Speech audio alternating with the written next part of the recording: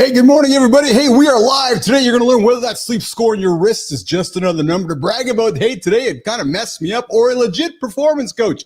Guys, enough with the opener. Let's get after it. We're going live right now. Mornings in the Live with Keith, John, and Friends starts now.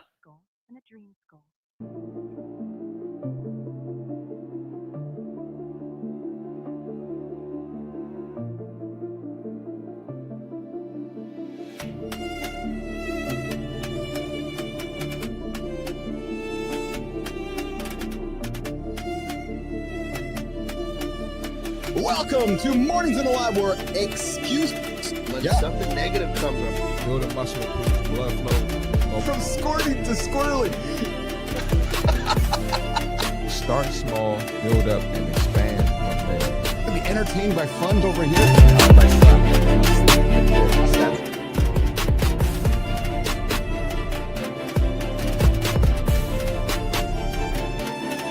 What doesn't come from breaking the rules, you guys?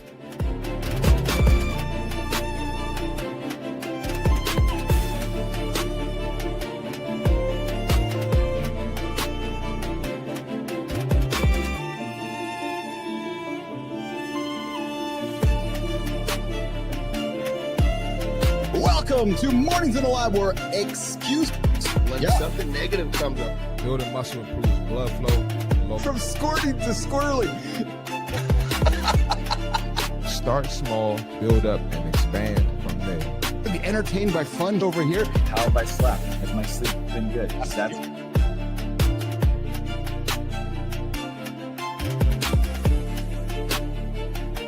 Regret doesn't come from breaking the rules, you guys.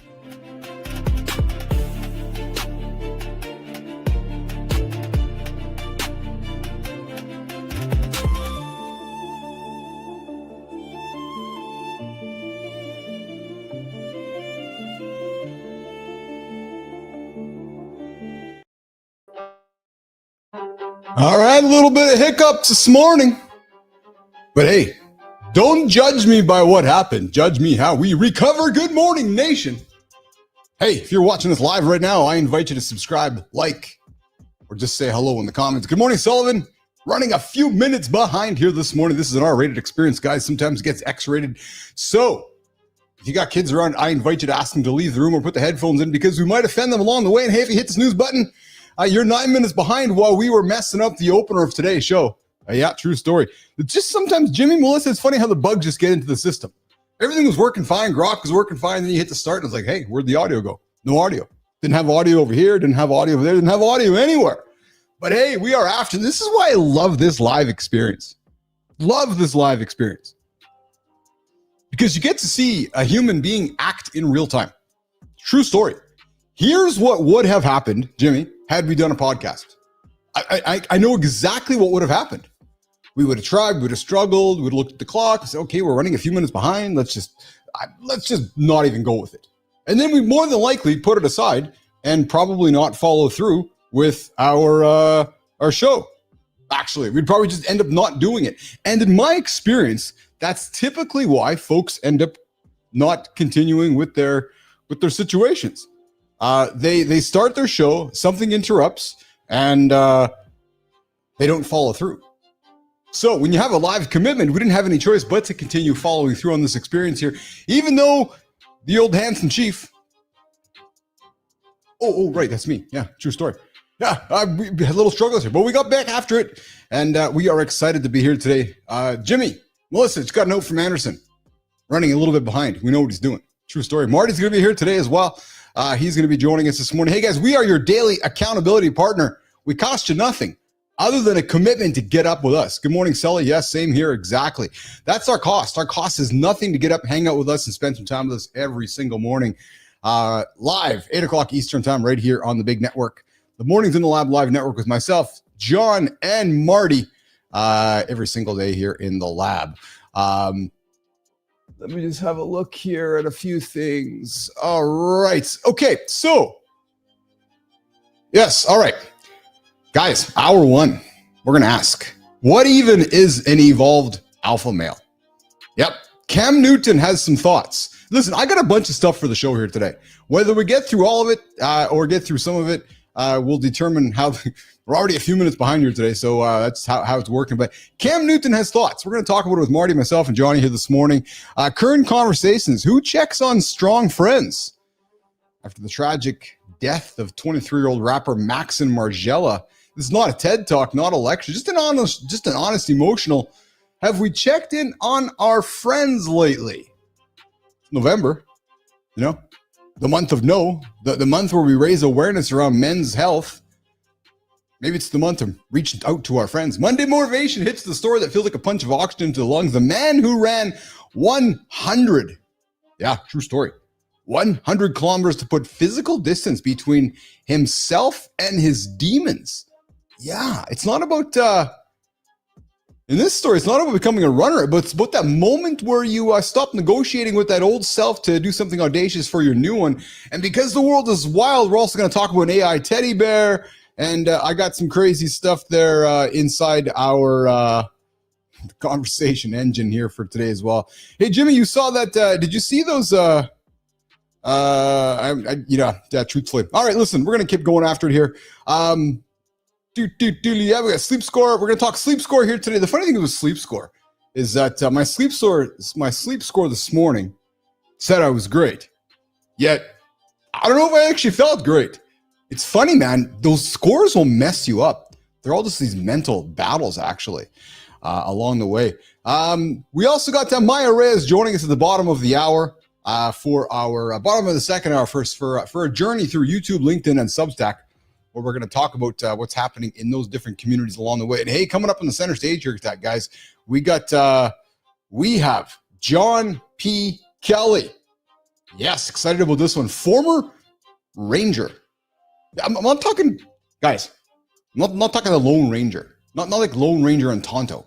No, former military ranger, Army Ranger, who went from nighttime raids to trying to rescue Americans during the Afghan withdrawal.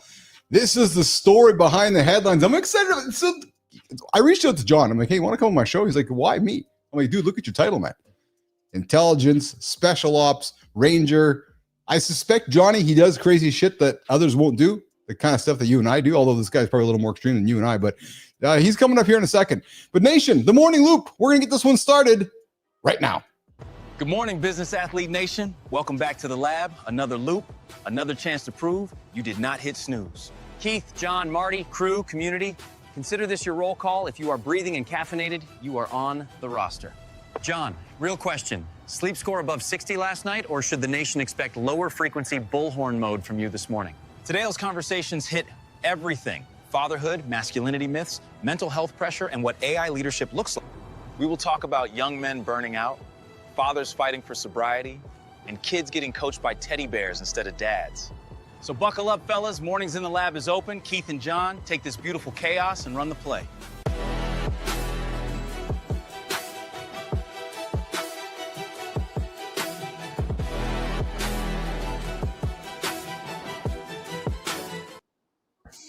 Good morning, Johnny. Hey, Melissa, Jimmy, where are those topics I put into the box this morning? I had some topics there from last night. We had the Chinese AI create. There's a few topics from yesterday, some crazy shit, man, that I can't find them here. So if you guys can find those for me, that'd be awesome. I put them in the conversation desk for us yesterday. Johnny, what's shaking, brother? What's up, brother? How are you? I'm awesome. Had little fumbles on the tech this morning, but we're good and we're here and we're after it. Did you get my text? I did. Yeah, I got it as I was trying to re-emerge myself back into the show here today. But yeah, you were stuck on the bidet. What's that? You were stuck on the bidet, the bidet. I was trying to get a couple things done, because if I got a few things done before Terry got up, I could stay all the way till my normal time. If I didn't get it done, I was gonna have to go early. So I was like, you know what? I'll make the couple-minute trade now for 25 minutes later. Yeah, look at you, organized guy, this morning. Look at you, organized guy. Yeah. So Melissa, I put some stuff from X yesterday. It was about the craziness happening with they're in the conversation desk from yesterday. I put them in there yesterday. They should be in the conversations. They are absolutely. There's 2 or 3 topics. I'm not sure why they're not there this morning. That was my big show topics for today, actually. So, Johnny, how was the weekend? How was the Baja 1000? Yeah, it was good. I'm trying to think. It was God, we were out there from like 2 PM. Yeah. Terry and I stayed until like 7. But the guys that were with our guests, they stayed out there until like 9:30. Oh, yeah. Because it was, we're in a pretty cool spot. We're at a place where it's kind of random where you go, because we always go to the closest spot on the track. Okay. This spot actually had a pit. Oh, fun. Yes, absolutely. So they were coming in and they were pitting, which means, they're blazing in there, right? And then they're pitting. So they actually, they're really cool, and the teams are cool as hell. So you could go over and look at these guys pitting, which was cool. So it's like being able to walk up and watch a fucking stock car or Indy car, watching those guys fucking run around and do crazy shit. Yeah, it is changing cool. Tires and yes, one team had I don't know what they were doing, but they ripped a motor apart, had it back together in 10 minutes. And it's fucking just fast, eh? Like in the fucking desert too. They had to set up their own little camp. Yeah, dust and dirt and grime and everything, eh? Yeah.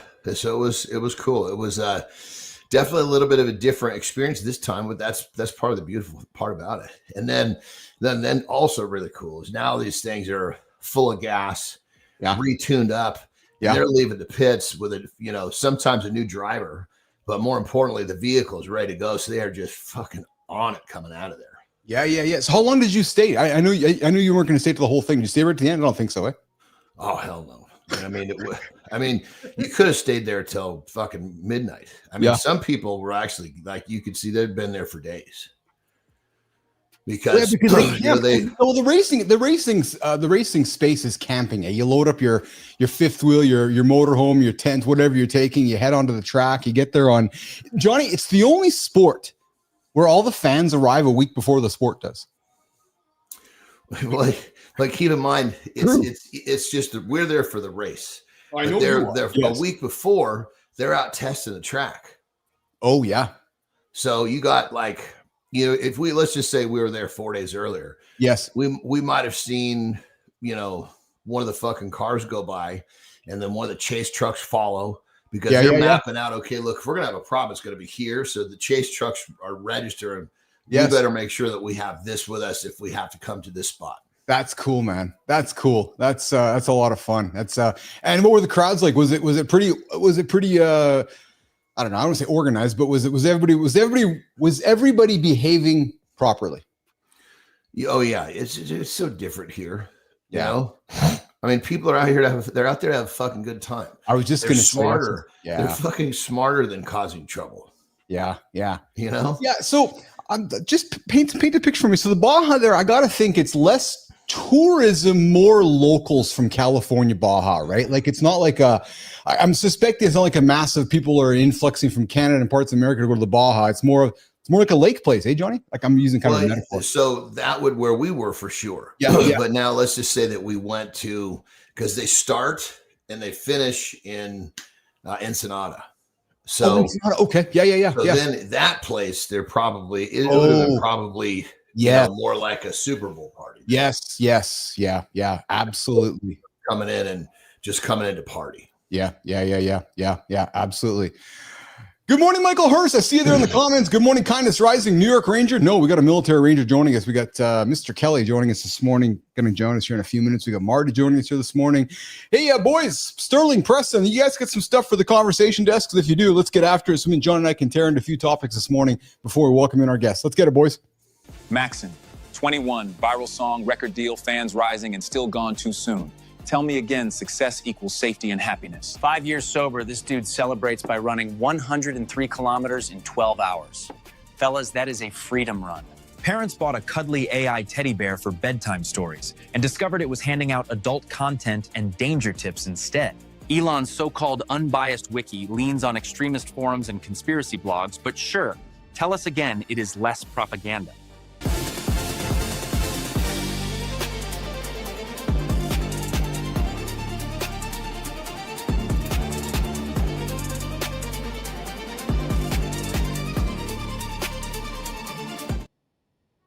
Hey guys, come join the show with us live right now with myself and John here in the mornings in the live community here. You guys can do that right now in the comments. Come join the show. Our second hour, 431-300-3005. Phone lines will be open.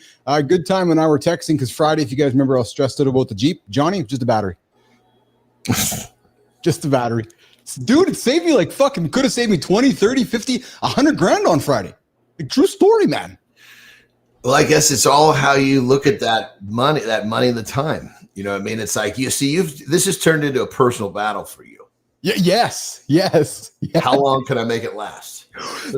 Dude, that's exactly it. The guy comes up and he's like, okay, I got some bad news for you. I go, what's that? He goes, it's going to cost you about $300 for a battery.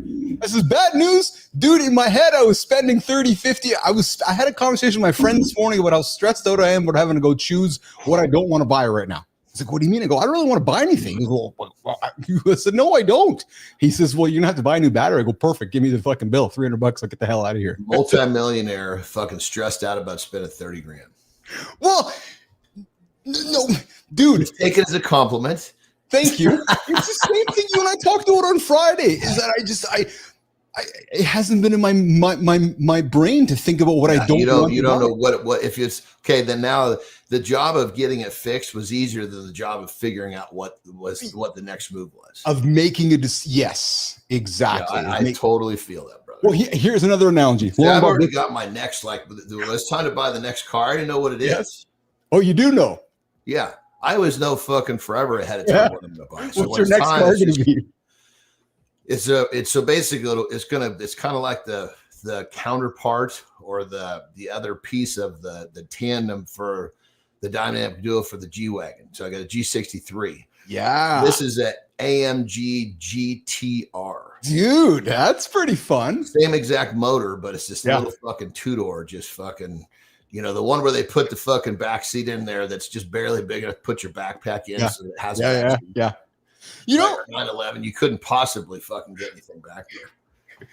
So this is what's going to happen right now, Nation, if you're paying attention, is the skill, and I'm just going to pat myself on the back, is the skill of a good host. And here's why. So John and I, we had no intention of having this conversation, but I got to have it because there's some humor wrapping up here. Could you all imagine John getting out of like a little Volkswagen Bug or a little Mini? Or like a little small, like I can't envision you. It's not a little car though. It's just I know, but I'm painting a picture because it's like me, because you've never met me in person. Like I'm not the biggest man, but it would be like me showing up at your house in the biggest truck possible, and then you're like, oh yeah, Keith's here, and then the door opens, and then this little fucking dwarf gets out of the truck, steps. It comes down. No, I put the ladder out first and I climb down the ladder and I walk over to you and you're like, oh, you're Keith? Yeah, I'm Keith. It's just the same thing. Yeah. When I was young, funny enough. Yes. And I was trying to, be who I was trying to become, who I wanted to become. Yes. Being big that was the number one thing at that point. 100%. I remember Lou Ferrigno, Arnold Schwarzenegger. Yes. How big was I? Yeah. I did everything to make myself seem bigger, including fucking like I really like. I'm trying to think. I drove. You bought small shirts. I still do that, even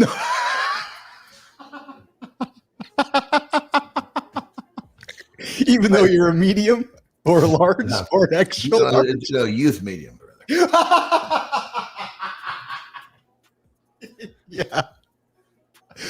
Yeah, I'm sure you are. But I would like look when I would buy a car. I would look for like small cars.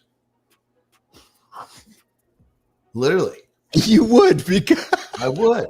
That's how deep it was in my soul to do. Oh my God! It went everywhere. Well, so it's actually funny because I'm the same thing and I'm just listening to you talk, but for the opposite. So I would look at like Nation ears up on this one, Petri, and talk like the Pontiac Fiero or like the little sports. Yeah. Because I felt like that I would look at. Me too, because I thought that it would fit me like a little man. Dude, like my fucking brother had one of those. His wife had one. I fucking always wanted to borrow it. Yeah. Because I felt like it made me look big. Yeah.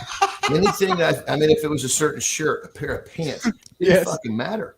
If I thought it made me look big, I was drawn to it. That's the state of mind I lived in. Yeah. When I was on my journey. Because everything in my life led back to getting big somehow. That's fucking awesome, man. What a fun story coming out of the blue. What's going on, Marty? What's going on, guys? You know, Hey, now that Marty's here, am I blurry? Do I need to drop out? No, I think actually. No, I think Every you're time you good. switch me, am I not blurry? Okay, good. No, I think you're good. I think it might just be your glasses are dirty this morning. Well, you're not blurry, but I think as long as you guys don't see it, I'm good. Petro, I like getting at least 300,000 kilometers out of my car. Well, I'm at I think 250 or 269 or whatever it is, so I got some work to do. 300K miles. The problem with my vehicles, once they're 100,000 miles, I dump them off. Yeah, you do it because you don't want to chase after warranty. Well, because they're the fucking, Highline cars, the fucking value goes, and then, you need a new transmission. It's fucking $20,000. Yeah. Yes. Yeah. Once the warranty is gone, that's it. Sayonara. It's True either story. 100,000 miles and or whatever clicks first, warranty or 100,000. Marty, how's the weekend, brother? Be careful with your Man. answer.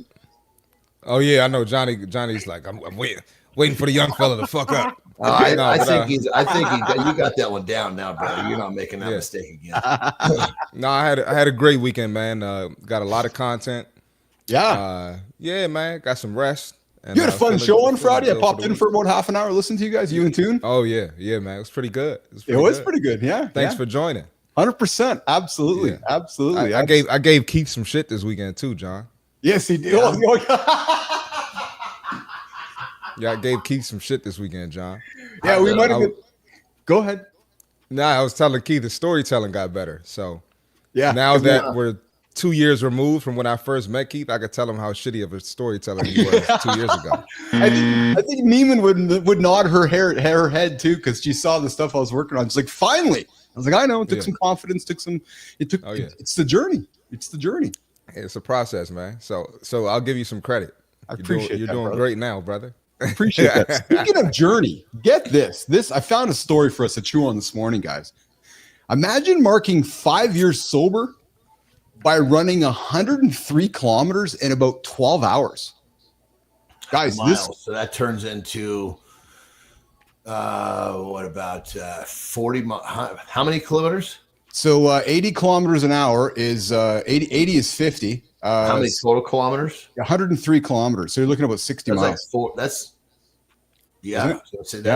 just over 50 miles. Fuck. Yeah. He went. So his name's Brandon Lacombe. He went from addiction and home. Get this though. This story. I was drawn to the story because transformation. I know we like to talk about transformation, but this guy went from addiction and homelessness to an ultra marathon that became his freedom run. And it would be cool. Hey, Rahima, ears up on this one. It'd be cool to find Brandon and get him onto the show, man, because in rehab, he discovered running and he says he felt most free when he runs. You know, what's interesting is we heard the same thing from our buddy, Rich Ingram. He said he found freedom from running too. Right. So, but yeah, he did this in 12 hours, I think over the weekend, which I thought was quite impressive, man. It's a pretty big step. So Lacombe, congratulations, man. 103 kilometer ultra marathon. But for me, celebrating the fact that he's sober and he ran from his demons. And John, you can relate to this because we talk about it all the time, right? It's removing one addiction and perhaps adopting another, right? Yeah, addicts are powerful people. They are, yes. Yeah, depending on how you want to frame think of that. addict as a bad thing. Like we immediately go addict is bad. Many people are addicts, but they never got addicted to something bad. Yeah. Well, there's something to be said for that, for sure. So here's something quite crazy, man. Chinese toy maker Fola Toy suspended sales of its AI teddy bear on the weekend because the toy was giving unsafe and sexually explicit responses to kids. Yeah, true story. Yeah. So the word kink, Marty, appeared to trigger further content. Here's the thing. How does the word kink even get into the library of this little toy's brain? Like even that, they must have had some fucking preloaded thing they put in there. It makes you wonder. Sure. It makes you wonder. They cut some fucking corners. They didn't do it from scratch. But get this, John, because you're a parent and I'm a parent. Marty, listen to this. During extended chats, this doll would give step-by-step instructions on how adults light matches and described where to find knives, and even taught the kids explicit explanations of fetishes such as bondage, role play, and teacher-student scenarios. Fuck, man. So here's the thing. This was in China? Yeah, and we're only going to start seeing Sound like more. America to me. Yeah, I suspect we're only going to start seeing more of this kind of news hitting the world as as we continue to adopt. Well, if somebody doesn't do all the due diligence, of course, Yes. it's going to get worse and worse. True story, 100%. Now here's something else too this morning. It's actually, this is a tragic story, but I wanted to put it on the table because it's an important story. There was a rapper this weekend that died through unlife. Marty, taking a term from somebody you've chosen before. He took his own life, and I bring it up because we're in Men's Mental Health Month, and I know, guys, we are a big fan of not kind of picking a month. Who was it? Somebody, a rapper that we know? Yeah, Maxon Margella. I don't know the fellow, Johnny. He's 21. He's a younger fellow. Marty, I don't know if you're familiar with the fellow, but Maxon Margella had a viral song, growing fan base. This is not gossip. This is about a young man with talent, momentum, record deal, but somewhere in his journey, and John, Marty, especially you, John, because you and I are the same age here, have seen enough artists over our time, right, that have gone down a path, and next thing you know, we lose them. And I'm only bringing it up because maybe today, guys, is the day you can send a note to a buddy just to say, hey, we're shaking, just to send out something, right? Marty, send a note to somebody. I got a note last week today, man, thinking about you, which is quite nice. Right. Sometimes I think we all get so busy in our world, we forget about those little. And John, I know you're really diligent with your girls every single morning. Maybe today's the day we reach out to a friend we haven't heard from a while to check on them. That's all. That's all I wanted to put on the table today. You know, absolutely, I agree, man. I hate seeing stuff like that, especially so young. Yeah. You know, it's kind of just get to thinking like, how could this have been avoided? And Well, you know, I had a friend. It was a girl actually. And she took her life in 2019. Okay. And like the day before, Yeah. I saw her at the gym. Dude. I was training my clients. You know, I was nice, said hello, smiled. But what if I would have been like, how you doing today? You know, what's going on? And I mean, I'm not trying to like beat myself up about it, but it goes a long way, you know? You know what really rips on my heartstrings, you guys, is the moments like the night before or the day before, like, how low are you in your own self-despair where you're having the thoughts about how you're going to make that decision? Was there substance involved, or was it a sober deal? That's a good question, John. Here, I'm just going to pull it up here. Let me see here. I don't you know, they say about fucking drugs and alcohol. Yeah. Really fucking good at making a little problem really fucking big. Isn't that true? Isn't that true, right? Because you have something and, you know, next thing you know, a few hours into it, you're fucking wound up about something that tomorrow morning you're like, Jesus, what am I doing? Well said. So perhaps even another reason for us all to take some time to reach out today to some friends in our world that we care about. Hey, Season, nice to see you in the comments, brother. Need to fill the God-shaped hole with something positive. Otherwise, I'll get filled back again with negative. None of that, Season. You're hanging out with Keith, John, and Marty this morning. We're having some fun here this morning. And hey, here's something else. So, boys, let's just switch it to some business. So I know we all know who Mr. Beast is. But, Marty, when I tell you this, man, it's going to fucking blow you away. So get this. And I know we're all content creators and we're all making our shit. And, you know, but this guy sets it to another level. This guy tests 100 plus thumbnail options before publishing a single video. Well, you got it down, man. Fuck. He sends out a thumbnail. Get this, though. He spends $3 million per video. He sends his thumbnails out to 451,000 of his subscribers to test. In other words, before the video even goes live, he's already predicted its success. And I bring it up because we're continue to move into a world where everybody can make content because the tools are so easy. But guys, this is really about a system and not talent. And it even goes to what we're doing here on the show, right? Like systems beat vibes, right? And John, you know, if you didn't have systems, the success you've had in your life wouldn't exist. It's the same thing with Mr. Beast. He's not just like, okay, let's just pick this topic and put it out there. It's the same thing with you. You test. And then you're so testing, you're like, okay, by the time you got to the point where it was real, you're like, real? I've been doing this for a fucking year. And that to me was the story here, Johnny. Yeah, the systems are everything. This weekend, my right-hand man was here. Okay. Right? Yeah. And a few different times we'd be sitting, you know, a few feet away from each other. Yeah. alarm on my phone would go off. And I go, hey, blah, blah, blah, ask him a quick question. He'd spit back the answer, done. And people kind of saw this and didn't think that it would happen. He would, an alarm, his head would go off. He would do it to me. And right by the second day, people are like, what the fuck's going on here? I said, this is us fucking taking care of something really fucking quick is what it is. That's pretty normally cool, that's man. that little thing, that little blop blop is a text. Yeah. But I mean, it's just, everything is just so fucking ding, ding, ding. And, at one point I actually knew what time it was, like to the T, the alarm went off, and he didn't even approach me. I just said, But this to me, again, is the power of, bring it back, nation, going to the gym. The gym is what teaches you these things. I'm sorry, but it's just because it's a simple going to the bench, going to the squat rack, Marty, going to the dumbbell rack, and doing the reps that become so repetitive that when it comes to perform time, you've done it so often. And I think that's what humans miss out, in my opinion anyways, about the power of the gym, Marty. Yeah, I want to add something. I was just listening to something recently. Yeah. Big time content creator Anton Daniels was basically talking about how he goes the extra mile with his content. That's why he's got to 1 million subscribers on YouTube. He basically said on his vacation, 75% of the time, he's doing something for business. He's doing some type of content creation or something. And then he brought up like Kobe and Michael and, how much work they put in behind the scenes. And now when I see someone big time like Mr. Beast, I just automatically assume they're doing something extra that most people don't do to maintain that success. You know what I mean? 100%. Right. I'll be the first person to admit that, I'm watching with that guy. If I want to be as successful as Jimmy Donaldson, maybe I should pay attention to some of those things. No different than when John's like, I want to do this. I'm going to go find the greatest guy who's doing it. Right. Yep. We find somebody and go and mirror them. Right. Hey, John Kelly, I see you there. PK Kelly, I see you there in the green room, brother. We'll bring you in a quick second here. From Ranger raids to rescuing Americans, the Afghan withdrawal story you never heard. We got John P. Kelly joining us in a couple of moments here on Mornings in the Lab with Keith, John, and friends. Johnny, I want to circle back to what you're saying about the gym teaches these things. I think people can be a little bit confused with how you phrase that. You're correct, but it's one step deeper.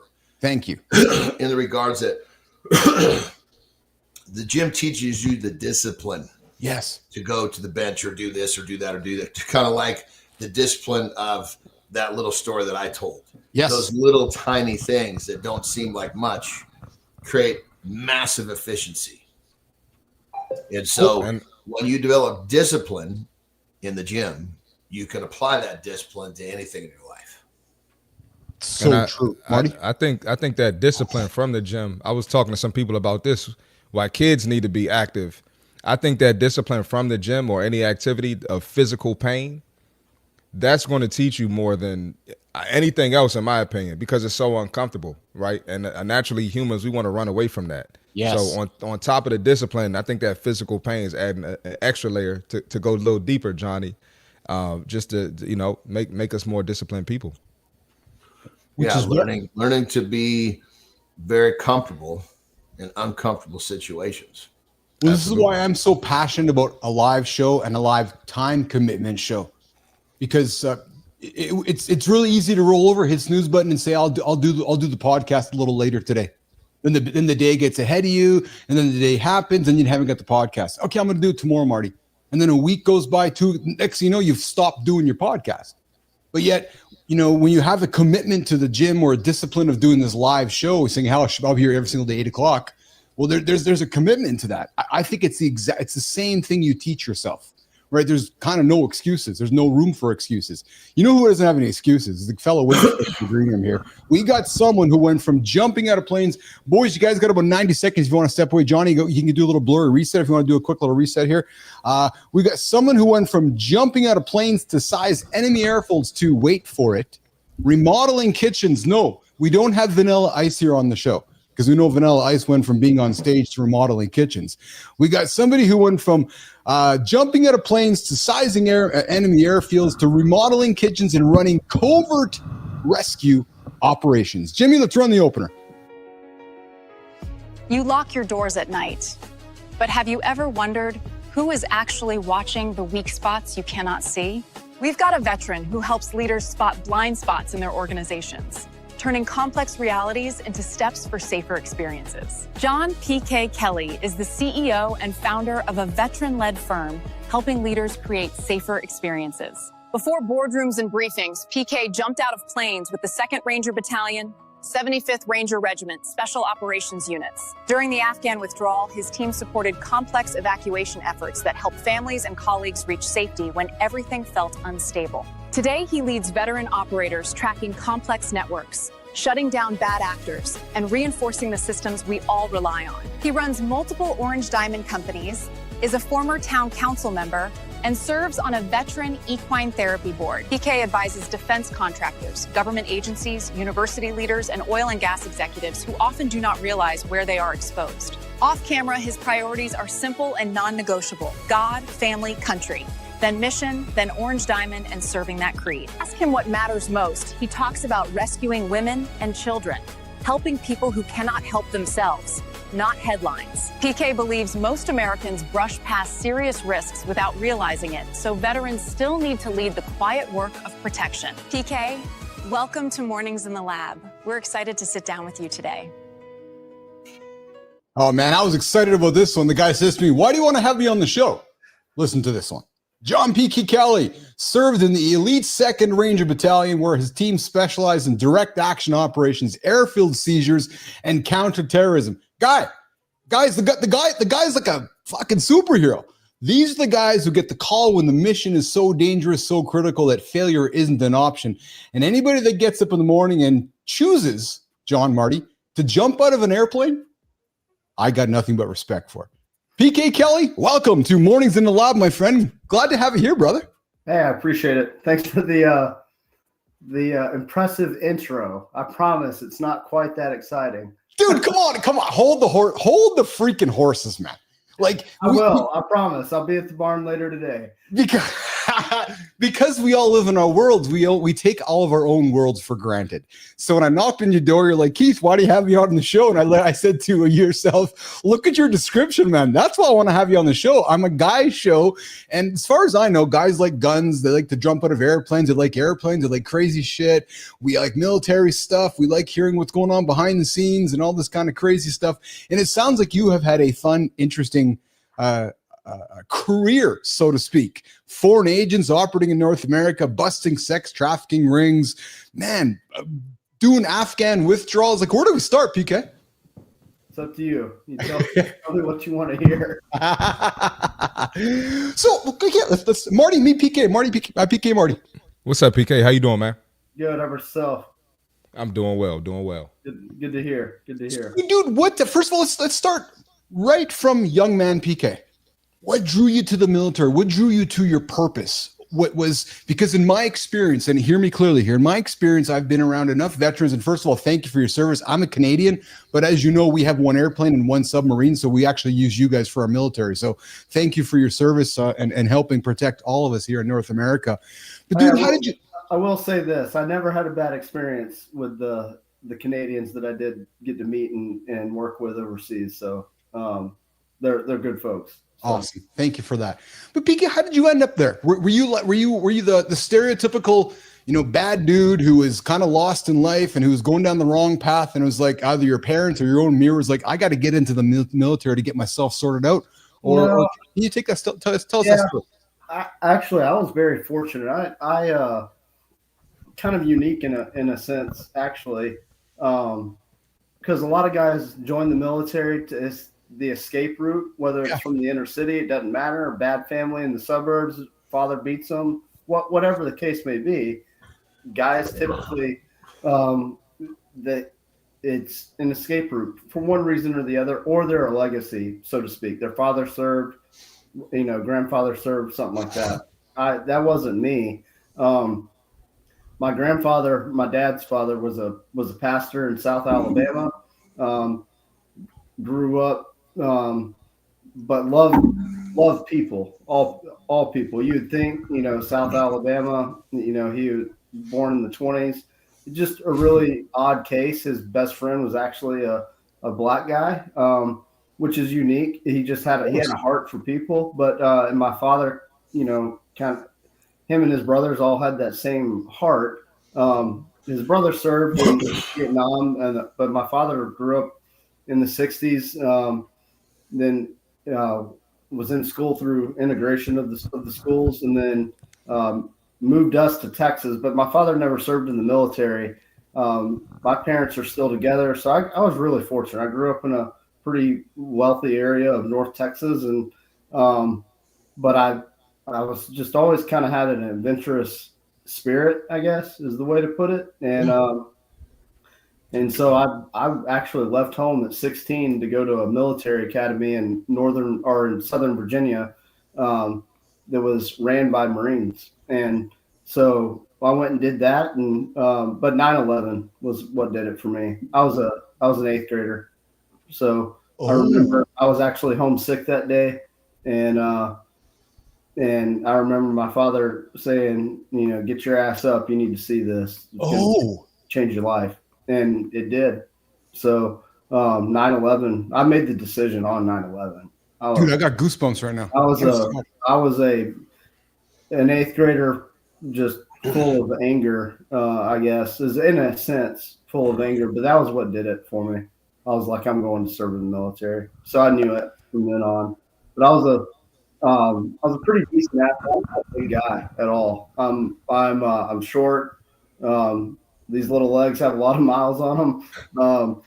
But yeah, I'm not a big dude. My father's not a big guy at all. I'm actually a little bit bigger than he is. But I was a decent athlete. I wrestled throughout school, and wrestling, like mentally, wrestling is really what prepared me for special operations. But great sport, brother. I wrestled for the time I was 6 as well. Great sport. Yeah, I mean I remember one of my coaches telling me he was going to teach me a lot about life, or a little about wrestling and a lot about life was what he would always say. So from just a mental standpoint, that was what really prepared me. And three of my mentors that I'm still in touch with today from Hargrave Military Academy were all special operations. So in a sense, I was kind of groomed for it, but I was definitely prepared.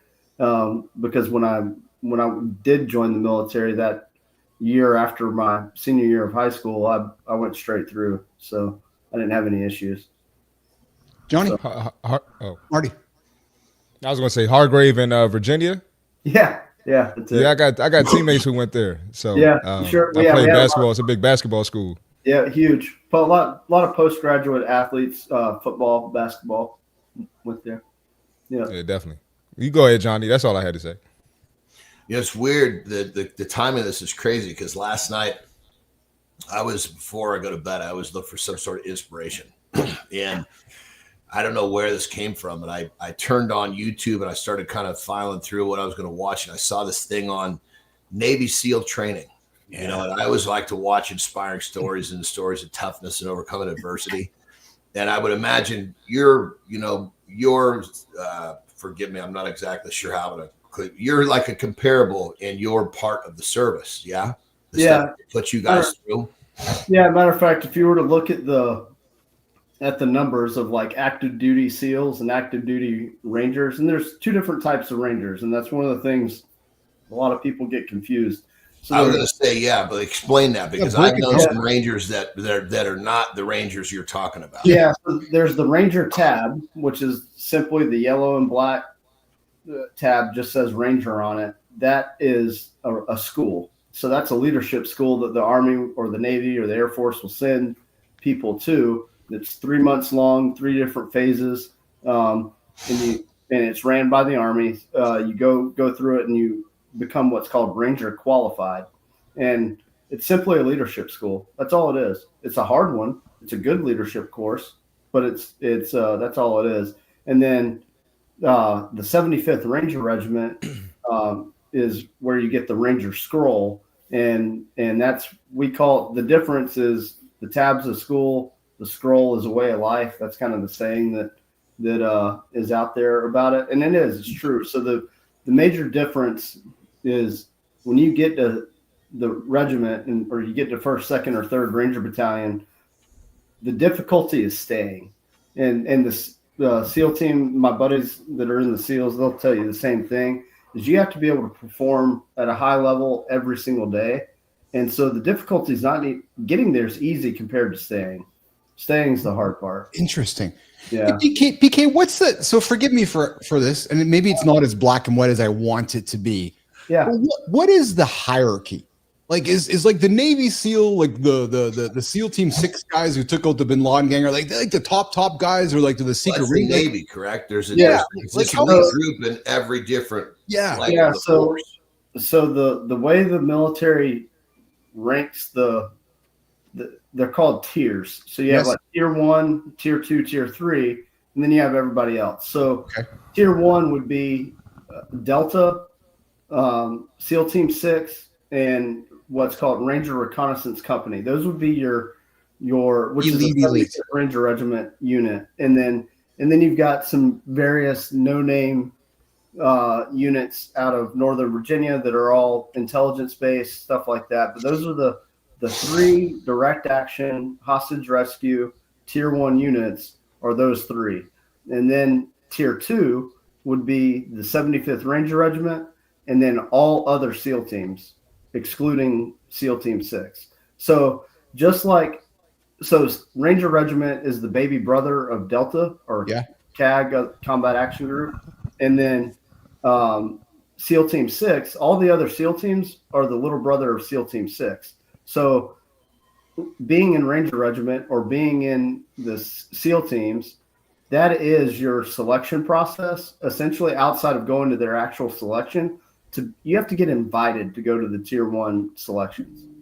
Like, this is not something that like you can just go sign up and say, hey, I want to go to Delta and get to go. Somebody's got to tap you on the shoulder and say, hey, PK, do you want to come join this unit? Yeah, you'll get an email. You'll get a letter in the mail for your unit, and you got to be a leader of one of those baby brother teams to prove that you could even be a possibility for that for the very, very top. Correct? Typically, you can be a lower enlist, like you can be an E4 and get a letter, but if you pass selection, they're going to send you back to that unit. You're going to get promoted. They're going to send you back to that unit, and you're going to have to serve 2 rotations as a leader in that unit before you get to go back to CAG or SEAL Team 6. That's how it works. But I went to the Ranger Regiment because it was the only unit in special operations, and still is to this day, that you can join at 18 or 19.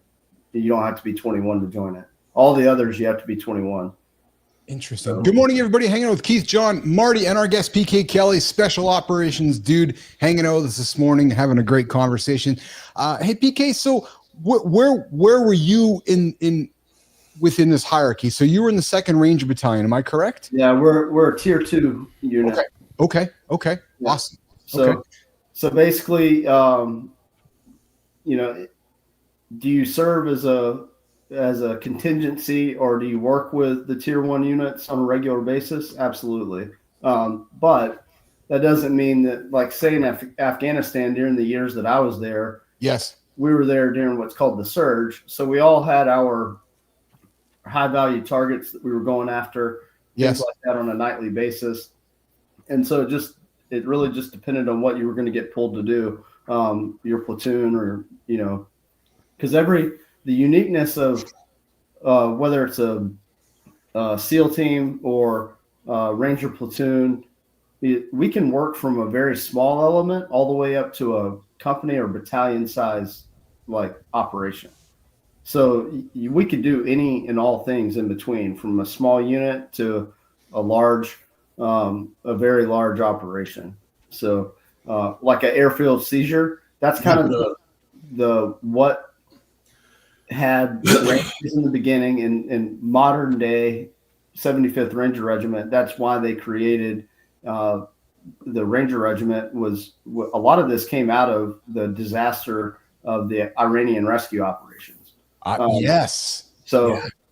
was really the beginning of it back in the 80s, in the early 80s. That's what created what is modern day special operations. Wow. All right. When I was watching this show, I actually had to fucking turn it off because I wasn't going to go to sleep. Yeah. Well, I was getting too fucking inspired. But one of the things that one of the, I don't know, forgive me, I don't remember. It was bedtime. But anyway, one of the guys that they were talking to was like one of the leaders or whatever you want to call it. He said, look, what we're doing is we're basically teaching these guys to do on a regular basis without thinking about it what the average person believes is impossible. Right. And I'm sure it's probably the same for you guys. You guys have all been trained and can pretty much do at the drop of a hat without thinking about it, shit that most people can't even conceive. Yeah. I mean, it's that pushing, that mind over matter, going back to wrestling, those some of the same quotes actually and same things that your coaches say in wrestling is very, very common in throughout the selection process and on a daily basis. I mean, you're constantly pushing yourself. And so it's crazy because those lessons when we're young, like I remember learning to not quit on myself. That was such a fucking once you realize, what, I'll get my ass kicked and I'll be okay with it, but I'm not gonna fold. So unfortunately he's passed away now. But when I was going through it's now called RASP, but it was RIP, Ranger Indoctrination Program, which is the selection process. We had an instructor. He has a book out called Back in the Fight. I'm not going to mention his name simply because it's a sad story, but it's pretty inspiring when you're going through selection and the guy running beside you, who's one of the instructors, has lost his leg due to an IED. And here he is running beside you on a prosthetic during selection. You said an IED? IED, yeah. What, can you explain that for our viewers? So, IED, improvised explosive device. So stepped on it, blew his leg blown off for everybody that didn't quite get that. Same way that Richie lost his arm, you guys, when his Humvee, one of our colleagues here, PK, Rich Ingram, lost his arm driving over an IED in Afghanistan as well, actually. Yeah. So, but yeah, it's pretty inspirational when you got a guy like that. He was the first one at the time ever to lose a limb and go back into combat. Wow. Right on. So, wow. But yeah, it's a unique place. I mean, it's like every other organization in a sense, except you just have, Nick Saban, if you follow football at all. Yeah. He has a saying as well. And I have long studied Alabama football simply from my roots being from Alabama. My family going to school there. So kind of grew up watching Alabama. Well, Saban has a saying, mediocre people don't like high performers and high performers don't like mediocre people. And that's very true. So there's a reason why these elite organizations operate the way they do on a regular basis. It's because the selection process makes it in a way that nobody's there. Typically, some people slip through the cracks, but they're quickly out of there. But they're all high performers. So now what's interesting about that too is the majority don't make good employees either. They wind up working for themselves later on. And part of that is just due to the fact that they get out of the military for a number of different reasons. Your body's broken down, you get injured, you have bad leadership, so you're jaded. Even the best organizations in the world have poor leadership that somewhere. Not everybody's perfect, and it happens. But like the special operations as a whole is you're meant and you're allowed to be able to think and solve problems for the military that eventually make their way out to the rest of the military or, to the regular Army units, things of that nature, which is part of the Abrams Charter for Ranger Regiment in general. The enlisted guys can stay in for the full 20 years. They can spend their entire career at Ranger Regiment. Officers have to rotate in and out. They have to. And they're supposed to be there for 2 to 3 training cycles or rotations, and then cycle back out to the regular Army, do a couple years there, and then they can come back. But the thought process is there. They take the leadership skills that they learned at Ranger Regiment, then they go share those with the regular Army, then they can come back, learn more at a higher level, and do the same thing. So like my former battalion commander, or 2 of them actually. So one, he just retired. He was the commander at CENTCOM when they bombed Iran a few months ago. Yeah. He was the one that helped led that mission, planned it and led it. Dude, listen, you can't drop these nuggets in front of the curious, handsome chief without committing a few hours on the show. Now you're going to take me down the fucking path of wanting to talk about Iran and bombing all that when I got a whole bunch of questions I haven't got to over here. So here's a question for you. I made a mistake when I booked you on the show. I made a mistake only asking you to stay for 30 when I probably could have asked you to stay for 4 hours. Can you stick around for another 10, 15 minutes or so? I actually blocked off 2 hours. So you're good. Okay. So here's what we're going to do. We're going to do a reset on hour 2. Anderson's going to do a lifestyle tip. We're going to do a quick reset. We're going to come back. And I got a question because Marty, I think you guys are the same age. We talked last week about because PK, I said to the team. No, I was in 3rd grade on 9/11, so he a little bit older. Yeah. Okay. Yeah. No, but we brought it up though because PK, I said to Marty, I said, and I'm just and I'm going to make no political statement in this. Just make a statement. When 9/11 happened, nobody back then would have seen a future where there is now a Muslim mayor of New York City. So I bring it up because Marty was like, well, yeah, because I was in grade 3. And I bring it up because of how times have changed and what made you go serve in the military. And I'm not looking to politicize the conversation at all. I'm just making a statement around because I grew up with 9/11 as well, PK, and I remember how it changed my life too when it happened. So good morning, everybody. Go ahead, PK. No, I mean, like one of the things I like to say to folks is I'll talk about policy all day long, but I won't talk about politics. Love it. Love it. Very nice. I like that. I love that. I love it. Hey, man, I'm a Canadian. I got red underwear and I got a blue shirt and I got a big heart. And that's what I love. So here's what we're going to do, guys. Let's do a reset. We're going to do lifestyle tip with Anderson. We'll do a reset on hour 2. We're going to come back, keep the conversation going. PK, John Anderson, myself, and our buddy PK Kelly. And real quick, before we cut, yeah. You realize when you say one of the colors you're wearing underwear really is saying you're downplaying that color. Well, maybe I should say I got a right sock that's one color and a left sock that's the other because you fucking okay. So when I take a shirt that's got your face on it and I wear it with a fucking pair of underwear, are you taking that as a compliment? Well, you might, you fucking weirdo. But most people are like, that's fucked up. Well, my shirt into a pair of underwear. What the fuck? Don't show up to selection talking like that. Maybe I just change them all the time. Maybe I'm just ambiguous, Anderson. Nicely said, brother. All right, let's do the lifestyle tip with Anderson. Marty, PK, we got about a 90-second break here. We'll come back, keep the show going. Okay, guys, let's do it.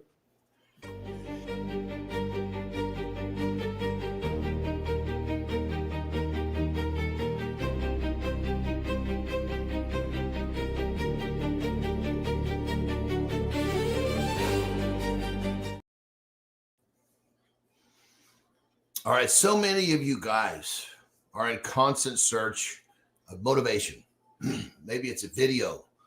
Maybe it's a drink. You have all these different buttons you push trying to create motivation. Well, you got to understand, motivation is something that you create. Well, how do you do that? Well, one simple word, not easy, but simple. Discipline. Discipline creates motivation. Why? Why does that happen? Well, because when you have the discipline to do something you're supposed to do, even when you don't want to do it, you start having success, forward momentum, progress, progression. And that creates motivation to want to do it again. And this whole circuit gets a little bit easier. Well, how do we develop discipline so we can have that fleeting motivation? Well, let's start small. First step is own the word to yourself. When you say you're going to do something, do it. When you say you're not going to hit the snooze button, don't hit the snooze. You'd be very, very surprised. You say, okay, tomorrow I'm not going to hit the snooze button, and you don't do it, you're going to feel a sense of pride that you did it. That's boom. What's following this little bit of discipline is going to perk some motivation just that quickly. Well, okay, how do you beat the snooze button? We've talked about this before. If you've forgotten all of the lifestyle tips I've given you how to do it, I'll give it to you again right now. Take that phone, because that's your alarm, put it in the next room. So when that thing goes off, you got to get on your feet to go turn it off. Now you're on your feet, you're moving. You've got enough time to talk some sense to yourself not to get back in that bed. Keep moving. Bottom line is this: stop searching for motivation and start creating it through discipline.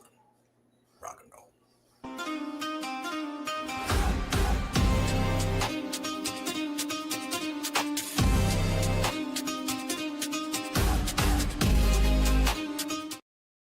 Good morning, everybody. Welcome back to Mornings in the Lab with Keith, John, and friends. This is hour 2. If you've been with us since hour 1, well, took a few minutes to get started. We have a little technical troubles, but we got into the big show here today. We got our guest PK Kelly here hanging out with us this morning, and I'm not even going to say very much. I want to continue the chat with PK. He is a former military ranger. Where's my notes here, guys? Just quickly, he served in the elite 2nd Ranger Battalion, where his team specialized in direct action operations, airfield seizures, and counterterrorism. This is a dude that saves our ass along the way. Let's bring him back on stage here. Jimmy, we'll bring PK back up on here. Let's keep the show rocking and rolling here. PK, so I want to get to a question here, which is a deep one. It's a heavy one, but I'm especially curious about it. You were involved in the Afghan withdrawal. What I find fascinating about this, Marty, is our buddy Joe Fontana was involved with the Afghan. So he was one of the first Rangers that arrived when on the horses, PK, when the guys arrived on horses to do all the reconnaissance and all that bullshit. So without doing too much there, you were involved in the Afghan withdrawal, one of the most controversial and heartbreaking moments, frankly, in recent American history. Yeah. Without saying too much about operational security and wrecking all of that or revealing anything, I would love to hear from you. What's the one thing that perhaps the American public might want to understand about what really happened on the ground during those evacuations that people don't know about? PK? I would say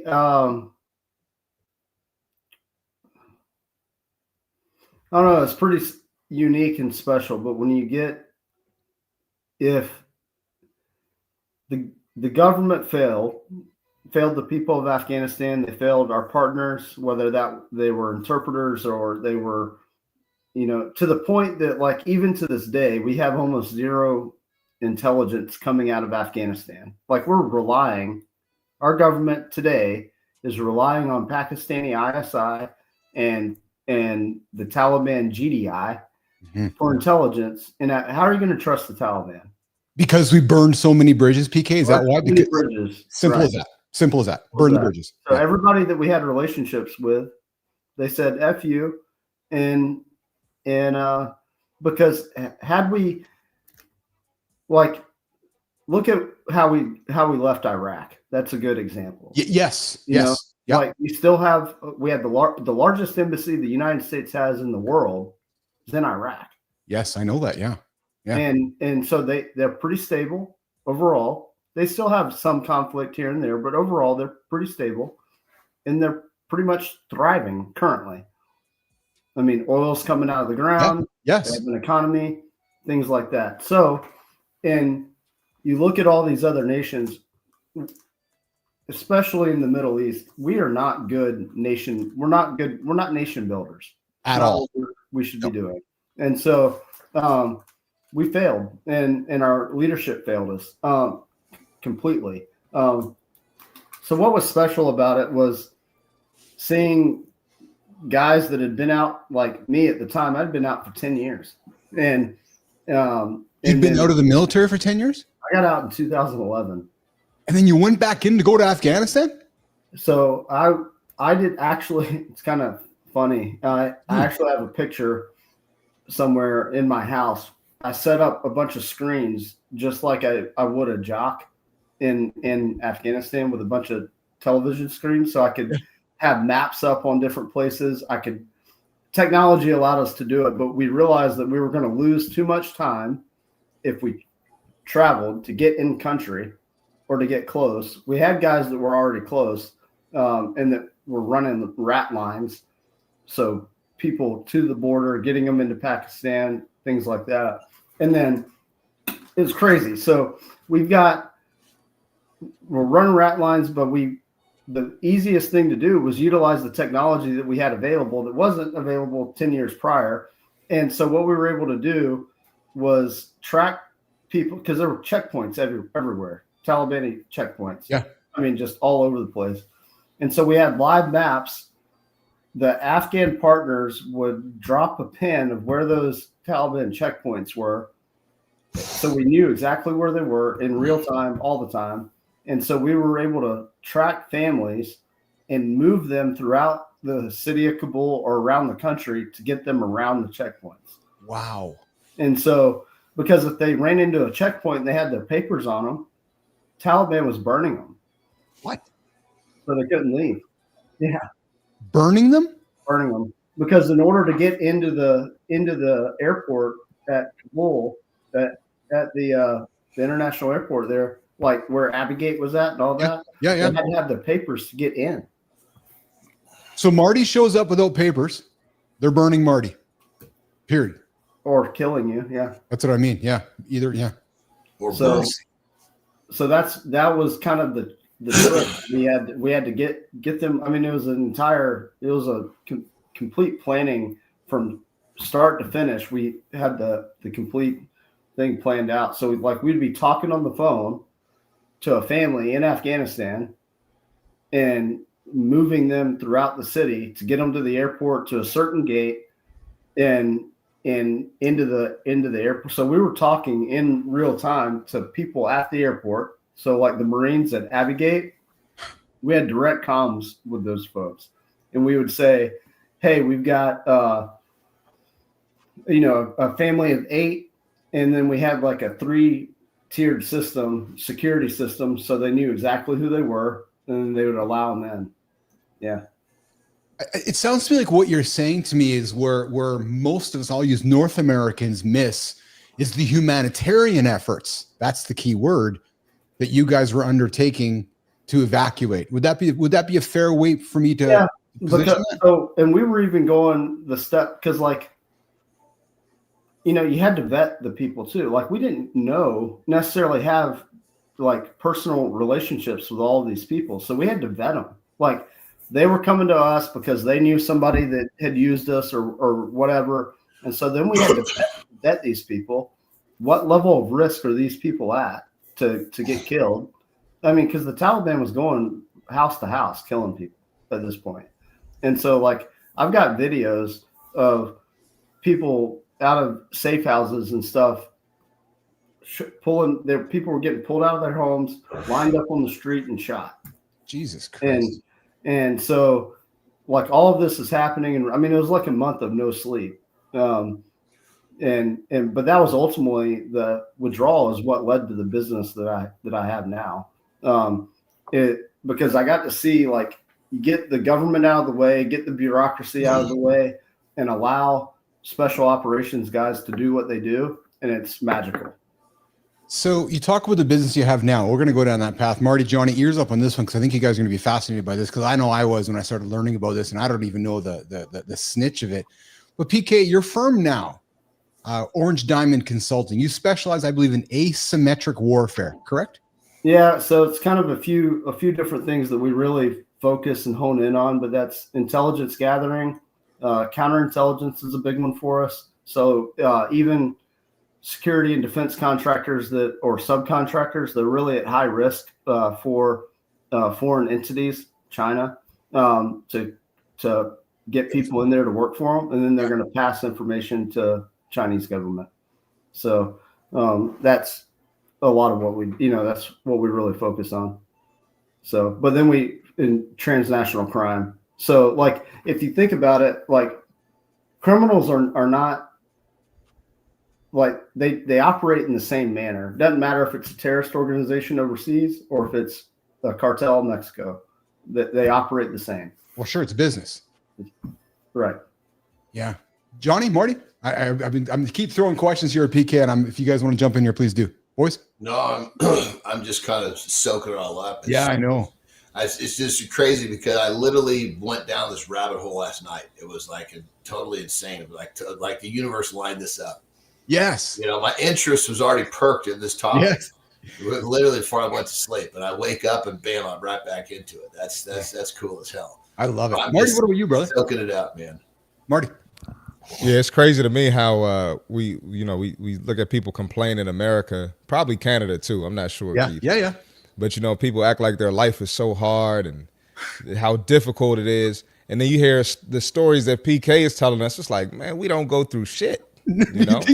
I mean, it just puts everything in perspective. This is crazy. Here's a good example of that. So in the United States, if you make more than $40,000 a year, or even anywhere in the world, if you make more than $40,000 a year, you're in the top 5% of earners worldwide. Top 5. Man, Jesus. 40 grand. Top 5%. Our poverty is wealthy worldwide. Correct. That's crazy. That is crazy. So go ahead, Tori. Please. No, well, I mean, I would say that for me, back to Afghanistan, probably one of the most special. I've just put a link in the chat, but there was a group of women, and it's special to me as well because my sister is the one that actually connected me to the executive director, a veteran herself, Marina Legree, and we were able to get out all of the women and their families that were a part of this organization in Afghanistan. And what they did is they taught women in Afghanistan leadership skills through athletics. So backpacking, rock climbing, things of that nature. And we were able to get them all out. But Patagonia, the clothing apparel company, put together a really nice documentary about them. And it's on YouTube. It's about 20 minutes long, but it's worth watching. Yeah. But yeah. PK, you said something at the original part of our discussion here that it made me think of John. Now, you guys both come from wrestling backgrounds, and you said the mental toughness is what you learned. I want to lean into that because, John, you've talked about it as well. The idea of having strong. When I think of wrestling, I don't think of mental toughness. John, PK, what does that mean? Like when you guys talk about how wrestling teaches how to be mentally strong more so than John, starting with you before the throw PK. Like what did PK mean by that, John? Well, I mean, like going back to my own personal journey in wrestling, there was like a turning point where most people will basically quit on themselves. They don't even realize they're quitting on themselves. Their brain gets to a point where they find a reason to give up. They want out, so they just kind of quit. It's like on a fighter, he'll tap. Most of the fighters that want to go, they'll go to sleep. But when you really want out, you find a way to get out. So when it's all about overcoming adversity, and there's different levels to that. And you find yourself in this position, where you're just fucking getting your ass kicked, and you realize, oh my God, your brain says, no fucking way, I'm gonna win this thing. And it's real easy just to want to fucking mail it in, and you basically quit on yourself, right? And then you get to that certain point where, you know what? I don't fucking care if I lose. I'm going to fucking give everything I got, and I'll get my ass kicked, and I'll be okay with it because I'm going. And there's that certain point where you learn to not quit on yourself. For me, that was like opened up a whole new door of mental toughness and discipline. And again, most people never push deep enough into overcoming adversity that they really develop. And, when it comes right down to it, everybody has their own experiences of what wrestling does for them. But I can remember a certain season. Everything just fucking clicked. And it was like before and after that click, I was two different people. What about for you, PKs? Do you take something from what John said too? Is that I like the metaphor of tapping out.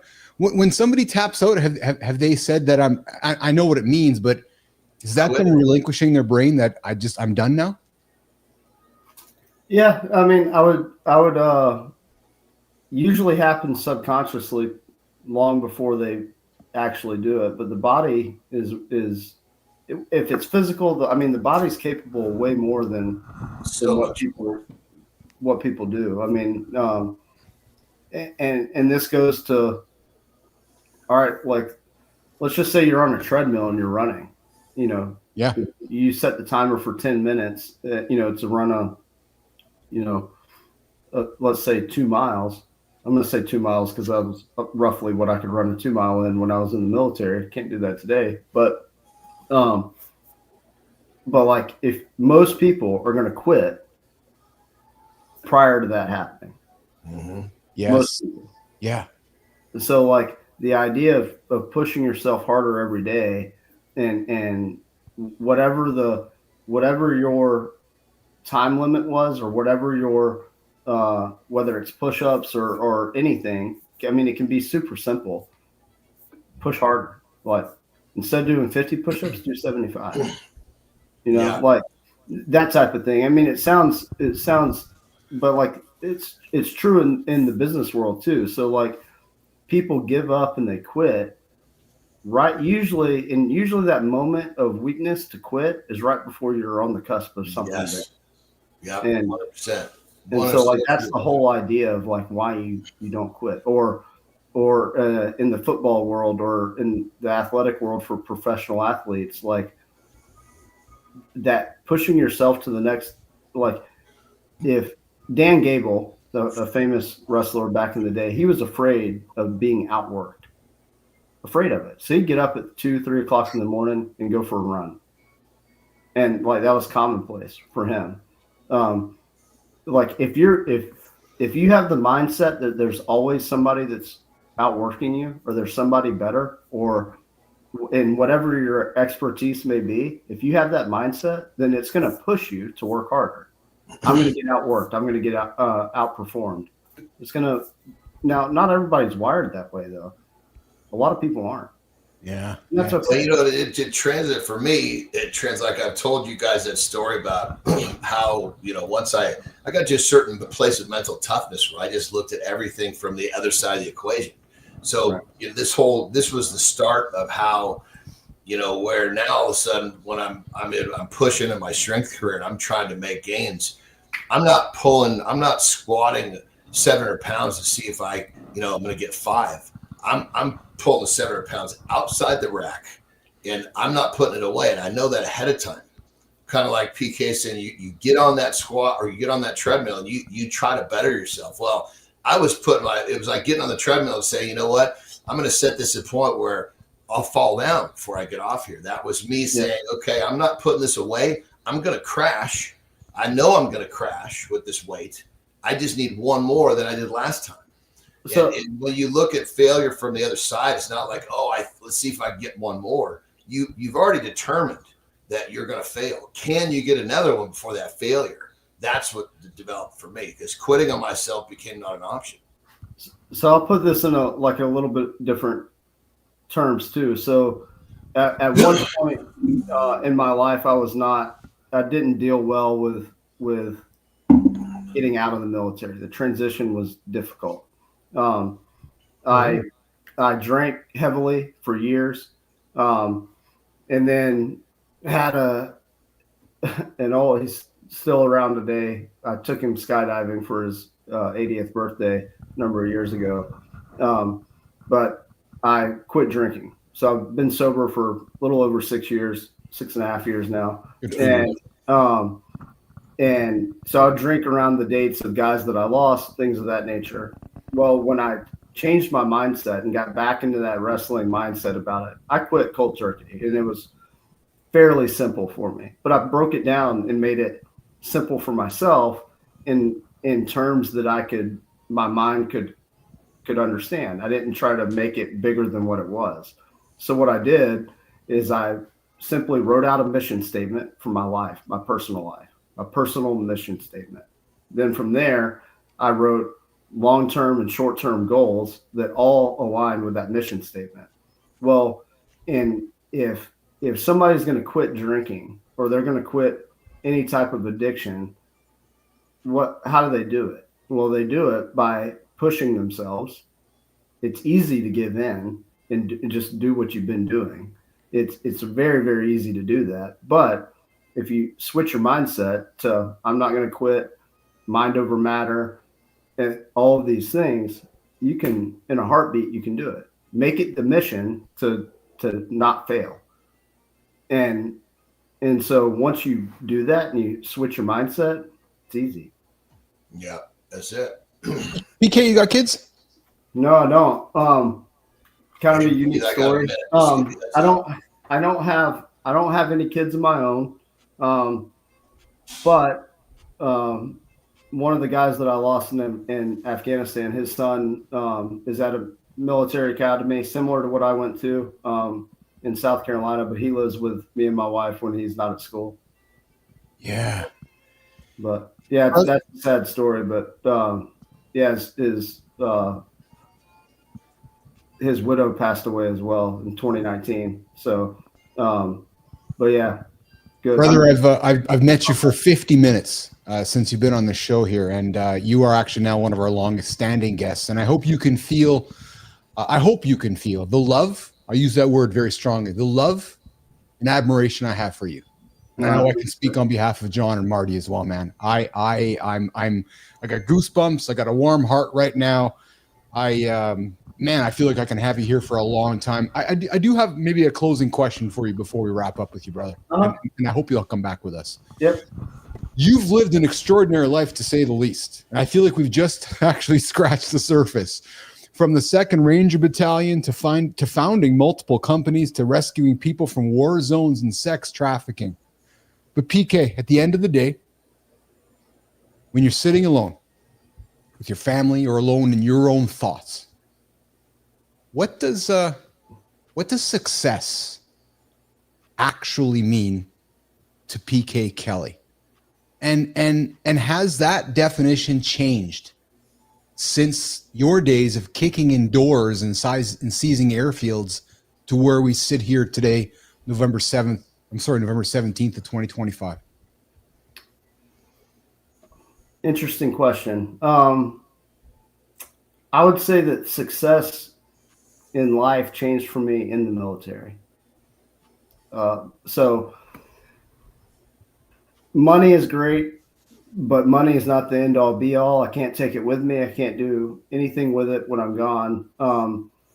So does it matter? Does it make life easier? Of course it does, but that's not what ultimately what matters. What success to me is creating impact that lasts. So generational impact. So whether that's the Afghan withdrawal and the impact of the people that were able to get out for generations, those people's lives are changed.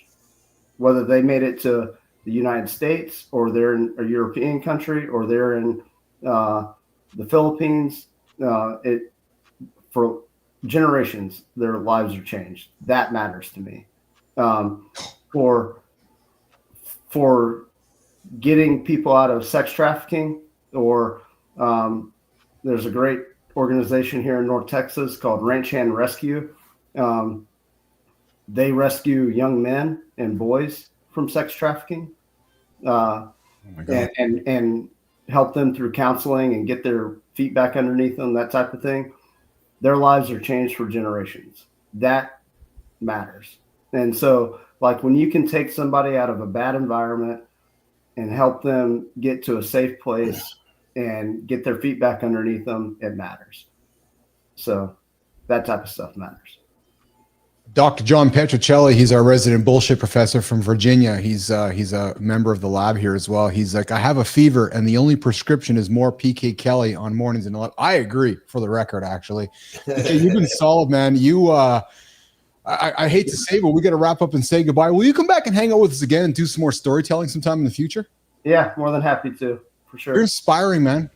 So, John, Marty, we generally talk when guests leave, but I'm going to have this conversation while he's here in front of us. What a confidence!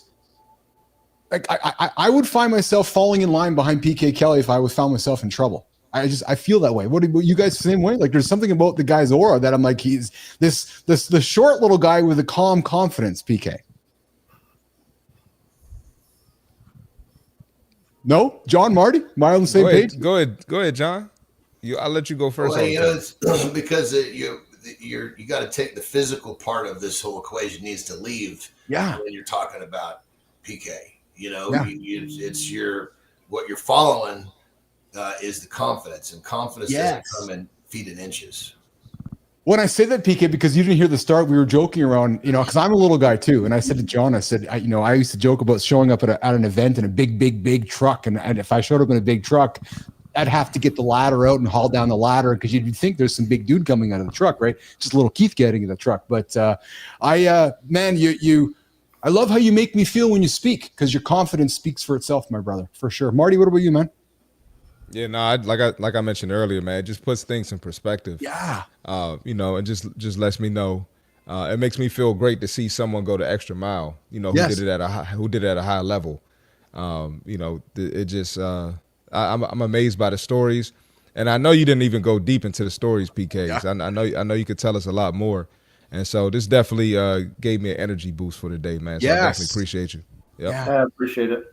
Thank you. And your humanity, PK, you strike me as a very you have a lot of humanity to you, and I say that with lots of love, because in my experience, that doesn't always show. And you can interpret that how you want, but some of the things you said, when I read in between the lines, I can tell you come from a place of love. I can tell you come from a place of humanity, and I think you know what I mean by that.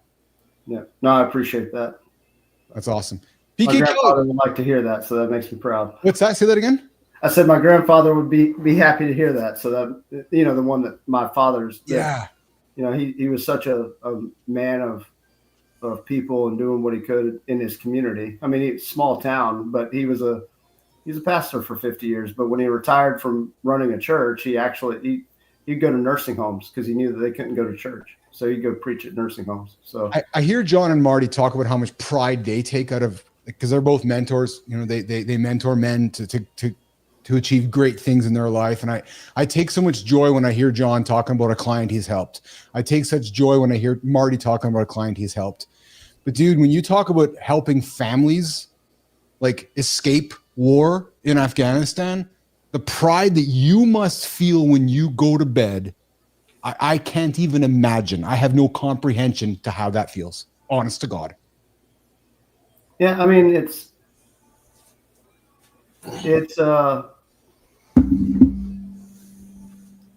one of those things that it's special, but at the same time, I like, who's next? Like it's never ending. So it's like, because you got a job to do, right? And so I got a job to do. I mean, like even the Afghan withdrawal is still ongoing. And so, I had a guy send me a text. He finally got into Pakistan, and he made it to the United States recently. So, it's like every win matters. That they do.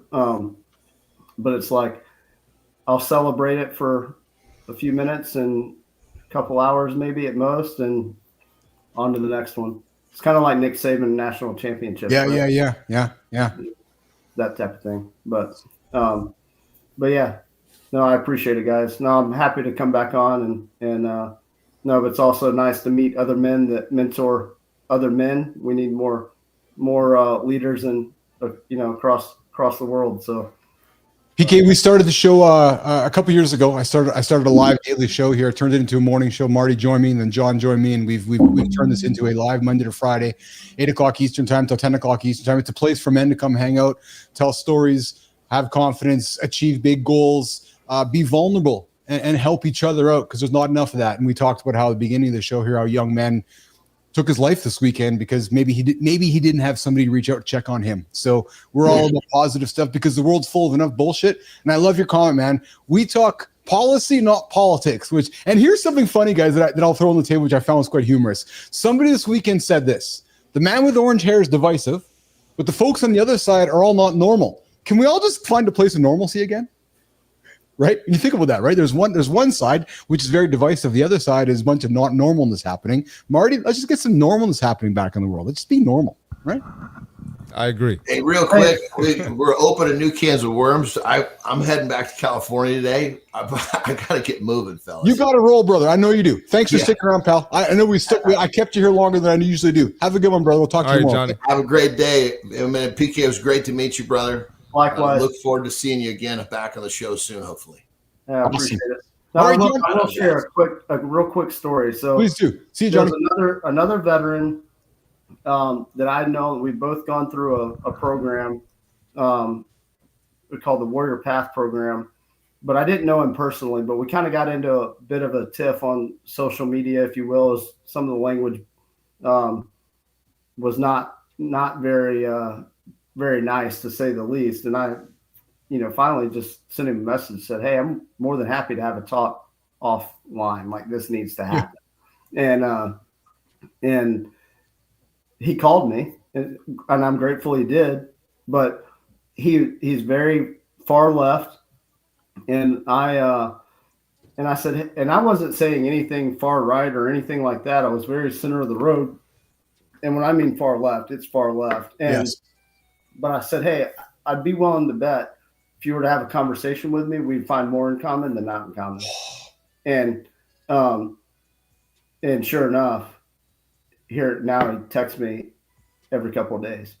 So I want to tell you something, brother. So I find myself in a very unique spot. I have been very fortunate to, since the show started, Marty, I think I've probably interviewed about 500 people, PK, over the last few years. And I'm a Canadian boy here. I've talked to enough people on the blue side and enough people on the red side. And it's amazing to me, PK, how much everybody's actually the same. But nobody wants to have the conversation to figure out where the differences lie, like you and that guy did. And that to me is what frustrates me, because I'll have a conversation with some dude that'll go, doot, doot, doot, doot, doot, and I'll hear somebody else, and they're all saying the same thing with a smattering of different words in the middle that makes this divisiveness happen, PK, which drives me nuts. So I wish that we could all just find a place to have a conversation, because in my experience, many of my American friends are actually saying much of the same things, choosing different words, but just choosing not to get in the same room and have a conversation. Instead, we all get into our own echo chambers, PK, and then we just fucking suffocate it. That's all what happens. Right. I mean, if you break it down, like, people want to have a better life. Yeah. People want to be able to provide for their families. Yeah. People want to be able to do these different things and have the freedoms that we have. Okay. So what are you getting? What makes you so different? Like, I mean, realistically. No, I agree. And if you're here against the law, then you should not be here. Period. And I don't expect anybody to respond to that. But I'll say that if you're breaking the law by being in a certain space, then you shouldn't be here to start with. Period. Well, like, for me, if I go and break a law because I want the bag of chips, so I break a window to get the bag of chips, what happens? You get arrested. Yeah. Yeah. Probably going to get arrested. 100%.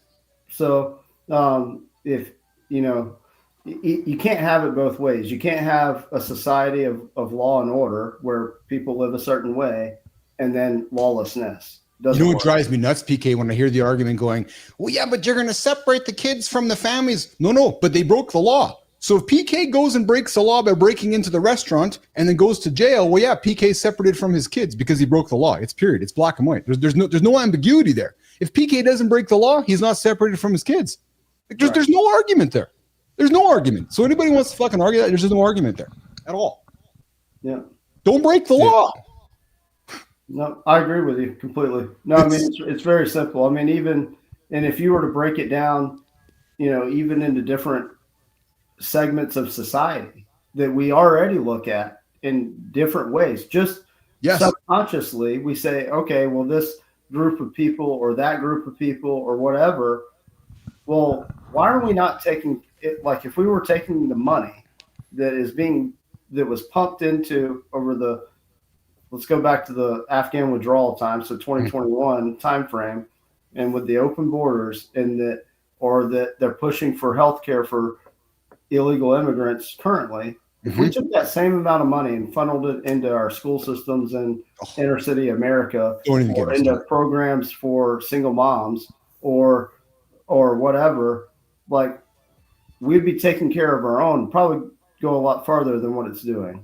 Don't even get me started. So like, it's super simple basics that, like, but the big theory that I have is people have got to get off of social media from talking about this stuff and have conversations on the phone, have them in person over coffee, whatever it is, because the news is trash. social media and its algorithms, they're going to feed you more of what gets you riled up. And so like you've got the majority of America. So like, let's just say 70% of America actually falls in the middle.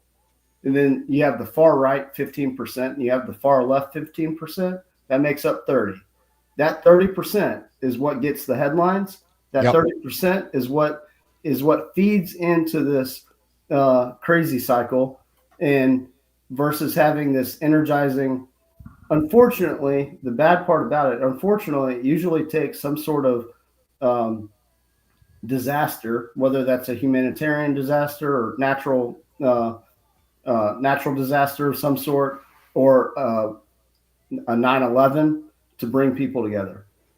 Unfortunately, that's human nature, but that's what it is. Like, it's super simple, but people are so divisive because they're hounding, and like Pavlov's dog, just going at that 15% over here and that 15% over here, when really they align more together than they do those two 15% that are 70% apart.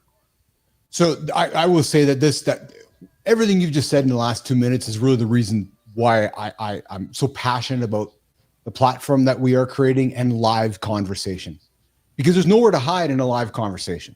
Right. It's you and me having a conversation. I'm hearing your views. You're hearing Marty's views. Marty's hearing my views, and we're having a dialogue.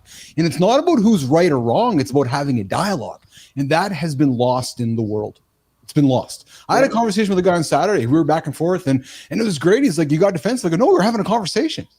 It doesn't always have to be kumbaya. We can have differing opinions. We can go back and forth, and because that's how we learn, by being curious. Yep, absolutely. I mean, I'm a short white dude that usually is in a cowboy hat and boots and jeans with a belt buckle because I ride horses and whatnot. But like, I can go to inner city Dallas or downtown Dallas, and I can go have a conversation with anybody pretty easily. Yes, and it not be an issue. Well, that's you. I'm gonna approach those people with respect, and in return, I'm gonna get respected. It's super simple. Super simple. And they can do the same to me. They can come up to, but the moment that either I disrespect them or they disrespect me, that subconscious kicks in and things can get haywire. It's up to one or the other to take the higher road to say, hey, I'm going to handle this a little bit differently in order to diffuse the situation. But like, I can make a conversation with anybody because I probably have more in common with them than I don't. Yeah. Dude. PK Kelly. Marty, let's think about PK. Any closing words from you, Marty? Man, great conversation. You know, it's a lot that I want to add, but we're not here all day. So PK, I hope you can come back for another conversation. And this was great, man. Likewise. Sounds good, fellas. What's funny, Marty, because actually, PK, I did have more here. I just messaged my team, my producers. I said, no, actually, I looked at the clock. I said, no, Keith and Marty got to keep it rolling here, man, because if I ask this, it's going to go here, and we're going to be down there 45 minutes. Because, dude, I get into these shows. True story, quickly, PK. I had a guy on my show about a year and a half ago, and we're talking, and he's like, yeah. He goes, I was one of the guys who flew over 9/11 on that first day. And he said that. Are you fucking kidding me? He came on the show to talk about all of a sudden, he drops this little nugget in the conversation, and I go, okay. Next thing you know, I'm exaggerating. A few hours later, but that's just my point, is that I'm a curious soul, and I know that you're going to say something, and it's going to take me down there, and you're just not going to get to your horses today. So I would love to have you back, man, for another show. Absolutely. You got my info. Reach out. Awesome. All right, PK, take care, brother. Good to have you on the show. Nice to meet you, man. Take care. Awesome. Fuck, Marty. I love that shit, man. I love that shit, dude. Yeah, that was good stuff, man. It's the I know you got to rock. It's the humanity of it, isn't it, though? Like the humanity. You know what I mean by that? Because it's not about raw shooting, killing people. I lean into more of the human side of his job. You follow me? Yeah, it's good to hear that, man, because, you know, the military, they'll get a bad rap. You know, people will think they're just actually, I shouldn't say that, but people will think they're dangerous or they have certain views, and you know, he still tells the stories about helping people, and you just don't think of that. You just think war, killing. No, but you're right. Aggressive. Yes, that's what you think of it. So yeah. where he strike me as a guy who's walking up to your house or your family first and trying to get a sense of who you are instead of walking up going rah rah rah rah rah.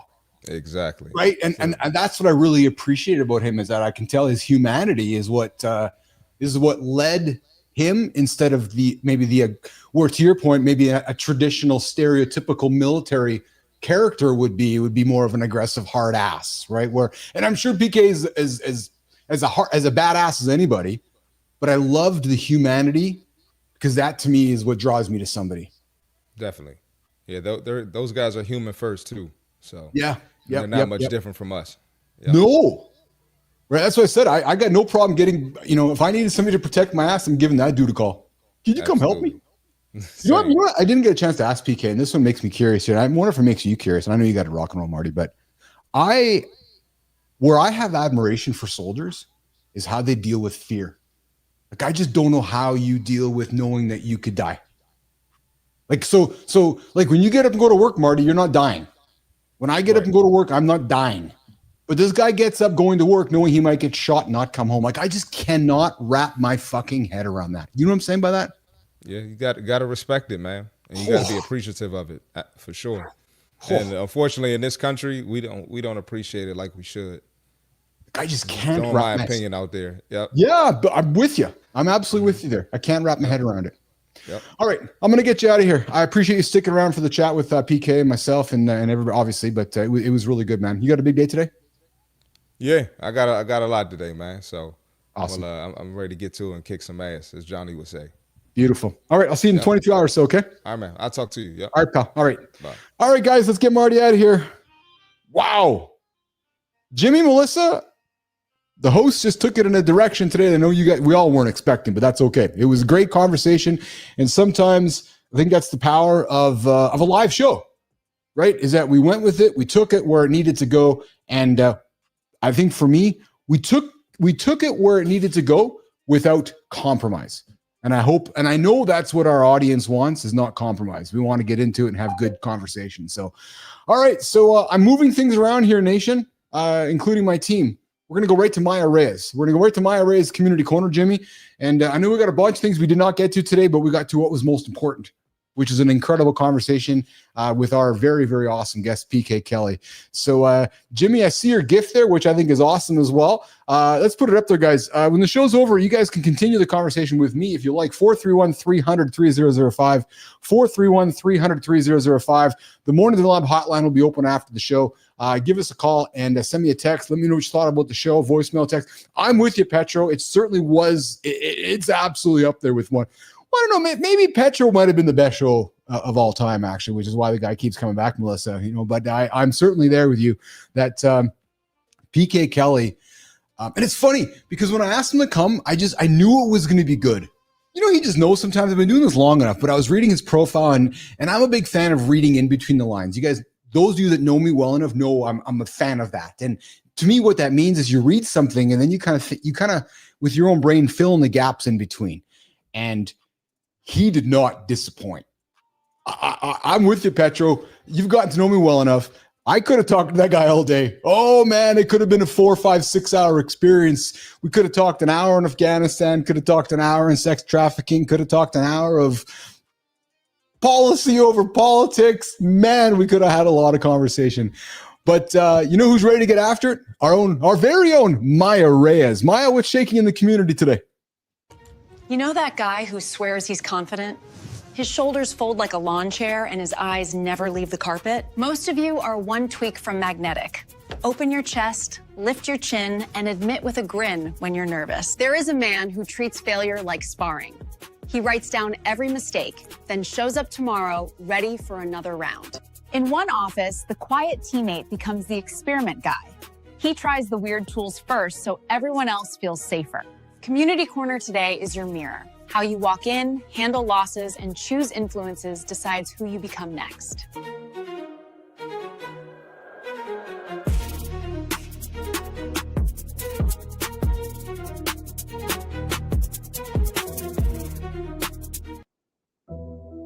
All right. We're in the Community Corner. We're going to spend some time over on YouTube first, guys. Your body language is killing your charisma. It's time to fix it now. Charisma on Command breaks down 4 elements that set you apart as confident and engaging. First one, guys, reveal your vitals. Uncross your arms. If you're uncrossing your arms, you're closing yourself off. Open that chest, lift that chin, show your palms. Those defensive postures kill the confidence. Opening up, it conveys strength. Second, guys, verbally own your experience. If you're nervous, you're sweating, acknowledge it. Dude, Nation, I can't tell you this enough here. I got to take a little bit of a rant for a second on this one. Y'all just take yourself too fucking seriously. True story. You get on stage, you get on, I'm sweating. I can't tell nobody. No, I'm fucking sweating. I'm nervous. Nation, you get on stage, you get behind the microphone, you tell everybody that they're listening that you're fucking nervous or you're sweating. You know what's going to happen? They're going to lean into you. You're going, what? But I'm the pro, Keith. No, actually, you're a human. And in my experience, we're all the same. We get scared, we sweat, we fucking, if you're a man, sometimes you dribble and it shows through your pants. My point is we're the same. So if you want to reduce the tension in a live experience, just be honest. It's the quickest, most fucking simplest way to connect with your audience. Whether it's live on stage, whether it's live behind a microphone, whether it's in a meeting, admit your humanity. Yeah, I farted and it smells. You're going to break the room up. So, man, not that difficult. We all take ourselves too seriously. True motherfucking story. So my invitation, guys, as you walk into the room, develop that strong eye contact while speaking, not just listening. Hold the attention by being yourself. People, how do I be authentic? Go on stage and say, look, my fucking pits are sweating. I need a second to settle down. The audience is going to go, oh, he's like me. And when people are like you, they relate. True story. So guys, 4th on this little list of things to do, make that body language change feel good. Don't treat it like a chore. Prioritize what feels good. Stretch that comfort zone in front of your audience. The charisma, it means owning your unique quirks. I think that could be the best trick ever for authenticity. Neiman, I love these words because it's about owning your quirks. One of the things I love most about Lauren is her quirks. She thinks they drive me nuts. Sure they do, but it's because that's what makes me love her. If she was just boring and fucking walked around like just some steadfast, stoic individual all the time, no emotion. No, I want the quirks. I want the guy on the mic or on the stage saying, fuck, man, I shook myself today because I was nervous. Great, so did I. Human, be human. That's how you be authentic, not rigid. Yeah. True story on that one. I'm telling you. All right. Yeah, be John Anderson. Do you think, thank you for that one, Jimmy. Do you think John cares that he burps? No, he fucking burps. That's what he does. Because so if all of a sudden John stopped burping, you guys are like, hey, what's up with John? Why isn't he burping? It's part of John's quirks. It's why I love him. He says what he wants to say. It's why I love him. It's why you love him. And perhaps I go on the record and say, wait, why maybe you love what I do. It's because I just say what we got to say because I'm saying shit you're all thinking. All right, Substack. Let's get over to Substack, guys. Obsession plus humility. Wow. That equals resilience. Chris Wojcik attributes his achievements to 2 forces. Oh, I love the first one. Obsession. I love obsessing over something. And the realization of his own ignorance. You see, obsessive dedication to jiu-jitsu, writing and relationships produce lasting results, years of consistent immersive effort, but equally important, his willingness to confront limits and failures. The setbacks in training, writing, and relationship force him to adapt, to learn, to become more resilient. His formula, obsession plus humility equals resilience. Man, when you obsess over something, you master, you generate success. But it must be paired with constant self-awareness and openness to feedback. Because guys, I'm going to guarantee you this. Failures, failures, there aren't just inevitable. They're probably more than likely essential opportunities for learning. As a matter of fact, I want you to fail because that's how you're going to learn. Could you imagine going through a life, Petro, without ever failing? How not enlightening would that be to life? Nope, didn't fail, didn't learn anything. Just went through my 60, 70, 80 years of life, and I didn't fail once. So what'd you learn? Fuck, I don't know. I didn't learn anything, I didn't fail. So hey, listen, enduring success is built on balancing relentless effort with honest self-assessment. So here's the question for you guys. Here's the question. Are you obsessed enough to win, but humble enough to learn? Think about that. Let me ask you again. Are you obsessed enough to get up today and win what you're trying to win? Because I believe if you really want to win, you got to be absolutely fucking obsessed. But are you humble enough to learn along the way, to fail, to get up when it gets tough? That is the difference.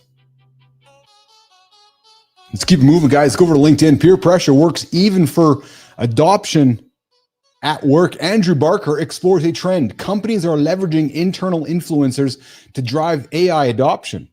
Instead of mandating from the top, organizations empower trusted peers to coach and share experiences. And here's why it works.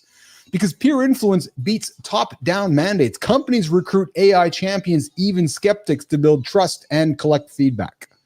Guys, office influencers, they offer support. They share access to premium tools and make tech feel approachable. So, as you're going through your organization today, going through work, maybe using some influencers in the office might be the way to ensure quick adoption. Here's the question. Who is the person at your work you'd actually listen to about trying something new? Maybe it's you. Yes. And John Petrocelli's right. No one likes a know-it-all who's never failed anyway. Haha. Yeah. That's like some 30-year-old telling me how to live a longer life. Yeah. I'm only taking advice from 100 years plus. If you lived 100 years, I'd love to learn how you've lived 100 years. True story. Maya, how long you living to? Let's wrap up the community corner. Reyes, what's shaking? Today, pay attention to how you walk into a room.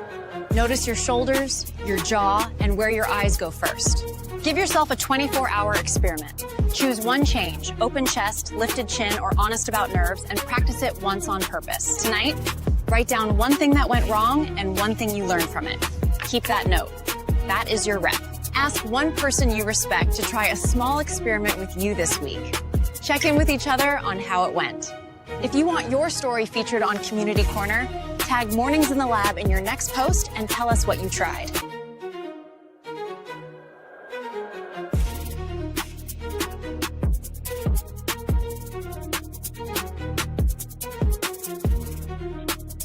All right, guys. Wow. Woo, bringing it home 2 minutes after the top of the hour. It's a wrap on today's live show, live experience. This morning we went. I'm actually going to ignore the outro. Sorry, Neiman. I'm just going to get to tomorrow because today's show did not go how today's show was planned. But that is the power of a live experience. That's what I love about doing live shows, is that you get to something, you expect X, but you're really dealing with Y. It's pivoting. Isn't that what leadership is, Petro? Isn't that what leadership is? Is taking a situation and adapting. That's why we created the live framework, you guys.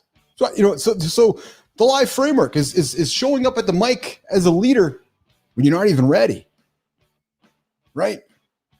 And we put the live framework right into place today, as the show is pivoting along. First 4 or 5 minutes, the show was not working. There was no audio; it was all busted up. But you know what I didn't do? I didn't crumble.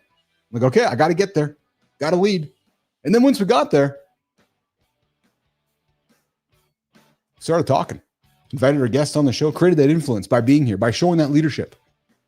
And then I revealed some stuff along the way that we had some troubles, which I think made me immediately identifiable and vulnerable because, hey, if the guy's having troubles, I'm having troubles this morning too. As a matter of fact, one of our go-tos here in the community, Sullivan's like, yeah, it's like a Monday kind of thing. It's like, yeah, me too. And then we brought the energy.